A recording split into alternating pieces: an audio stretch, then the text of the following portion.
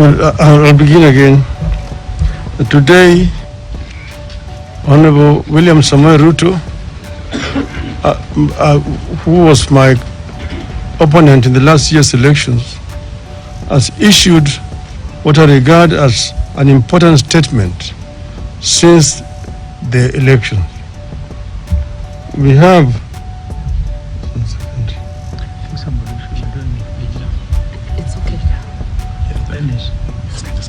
we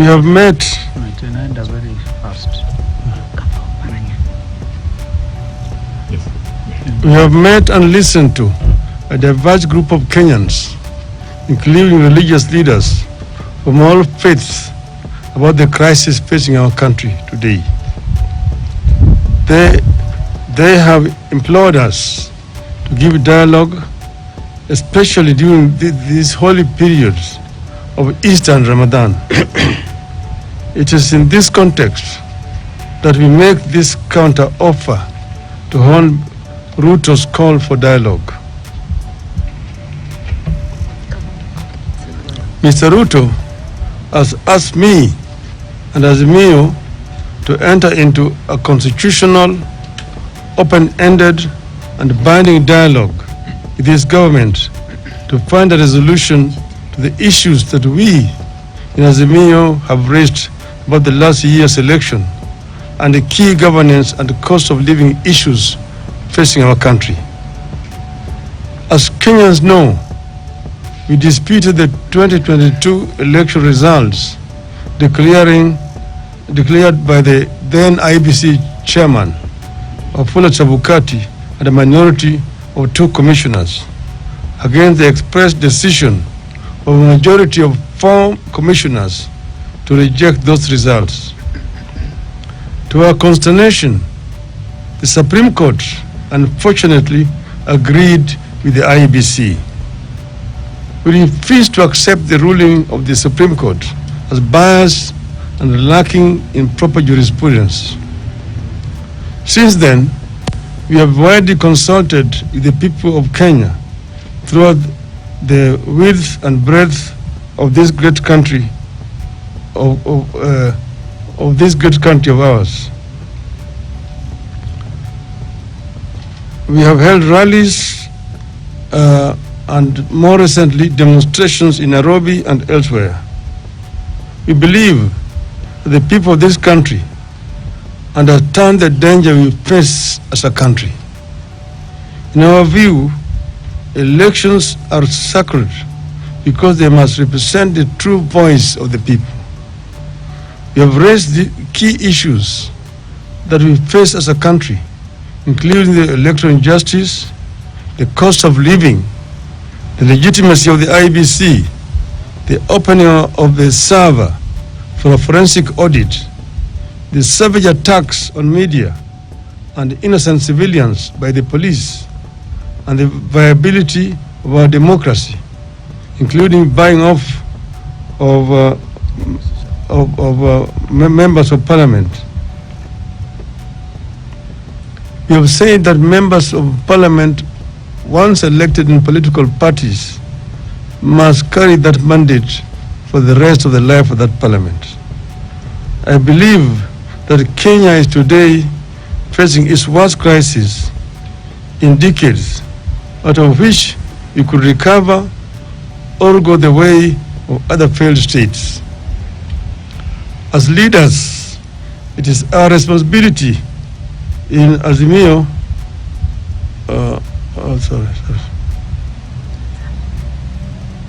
As leaders, it is our responsibility in Azimio la Umoja to save this country from the catastrophe. We as Azimio la Umoja have resolved the following. 1, we acknowledge Mr. Ruto's olive branch for a dialogue on key issues raised by Azimio la Umoja. To us, this is a positive development. 2, we agree that a balanced parliamentary process, co-chaired by both sides and backed by experts from outside should proceed. In our view, this committee must be composed with immediate effect, with the strict deadlines for resolving the crisis facing the country. 4. In accepting the call for the dialogue, we ask that all arrests and prosecutions related to our demonstrations be stopped with immediate effect. In view of the foregoing, we stand down our demonstrations for Monday, that is tomorrow, April 3rd, 2023. 6.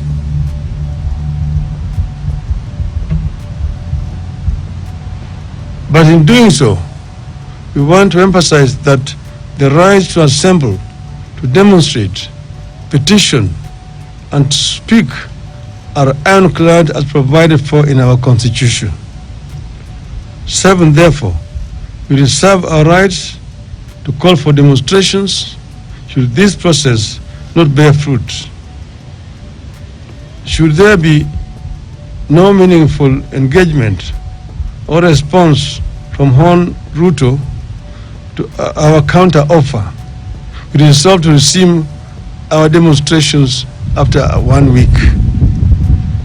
We have said several times that demonstrations, picketing, processions, petitions are enshrined in our Constitution, and therefore they are not criminal.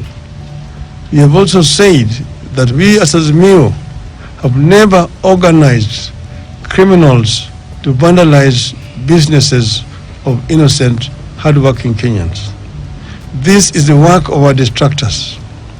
Our distractors have all the times tried to show these demonstrations as being violent and aimed at destroying businesses of other people. We want them to desist from doing so. And we want to underscore the point that demonstrations are a fundamental right of each and every Kenyan. Therefore, we would like to see other organizations, particularly human rights organizations, stand out and condemn these heinous acts which have been committed by the state. There have also been excessive use of force by the police. Police officers are meant to keep law and order.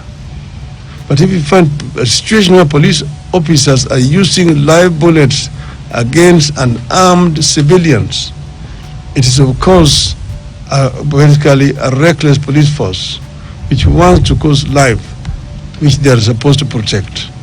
We actually protest in the strongest terms possible about this violation of the fundamental rights of our people. We say that we are ready to embrace dialogue and that we will engage as long as Mr. Ruto and his team are ready to engage. We as Azimio are ready because we want a peaceful resolution to the differences that we are having in this country. We want to strengthen our democracy. We want our election to have meaning, that how Kenyans vote is actually what is eventually announced by the Electoral Commission. And we have also said that we do not want to see the 4 commissioners who had said no to be sacrificed. We want those commissioners to be reinstated so that we can be able to move in as a country in a one and a united way. So we are ready as Azimio. I'm saying in conclusion, we are ready to engage. We will engage without any kind of coercion in whatever way. And this process could start as early as tomorrow. I thank you. Thank you. Thank you.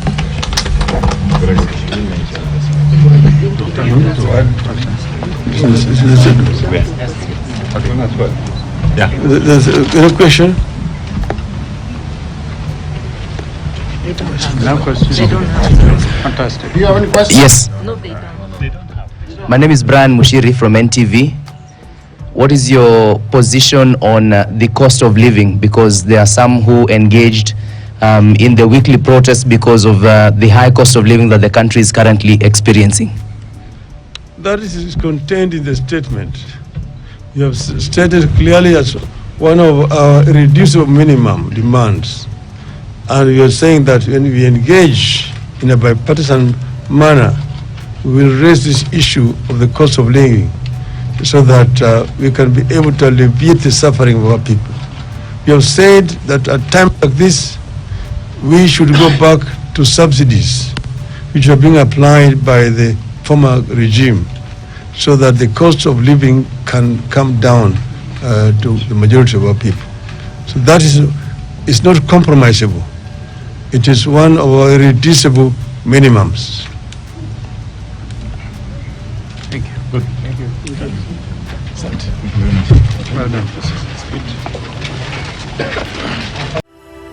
Asante kwa kuifuatilia Baharia TV.